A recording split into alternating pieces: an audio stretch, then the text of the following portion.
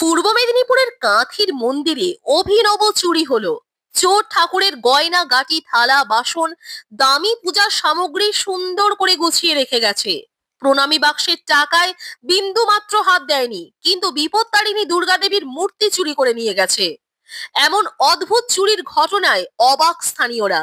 কান্নায় ভেঙে পড়েছে কাঁথির সঞ্জীব ভট্টাচার্যের পরিবার। তাদের বাড়ির মন্দিরেই এমন অভিনব চুরি হয়েছে। এই মন্দির প্রায় 150 বছরের পুরনো। তাদের আরতি গয়না গাটি নিয়ে যাক, কিন্তু মাকে ফেরত দিয়ে যাক চোর। চোর যদি সসম্মানে এসে মার মূর্তি ফেরত দেয়, তাকে আরো কিছু টাকা এবং পুরস্কার দেওয়ার কথা ঘোষণা করেছে এই পরিবার।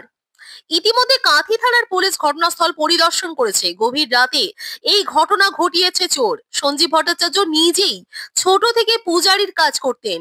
এখন মাকে না পেয়ে বড্ড অসহায়। কাঁদতে কাঁদতে তিনি অসুস্থ হয়ে পড়েছেন। তার স্ত্রী, পরিবারের চোখেও জল।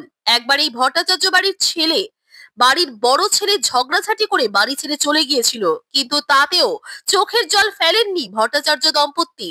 কিন্তু বিপত্তারিণী মায়ের মূর্তি নিয়ে চলে যাওয়ায় চোখের জলে ভেঙে পড়েছে পুরো পরিবার। প্রতি বছর ঘটা করে মায়ের অনুষ্ঠান হয়। এবছর কি নিয়ে অনুষ্ঠান করবেন, এ কথা ভেবে মাথায় হাত সকলের। কাঁথি থানার পুলিশ এই মন্দিরের চুরির তদন্তে নেমেছে। সিসিটিভি ফুটেজ দেখে পুলিশ চুরির কিনারা করার চেষ্টা করছে। কম ঘুম হয়, ভোরবেলা 4টার সময় উঠি, যেহেতু আজকে 4টায় আমার ঘুমও ভাঙেনি।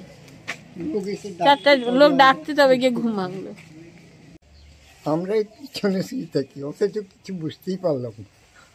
রাত্রি 1টা-1:30 পর্যন্ত লোক এখানে গল্প করছে, শুনেছি আমরা জেগে আছি তখন। তারপরে কখন ঘুম ধরে গেছে। আর এইখানে মানে গয়না গেছে, যাক মাকে নিয়ে গেছে, দুঃখ। সবচেয়ে বড় কথা হয়েছে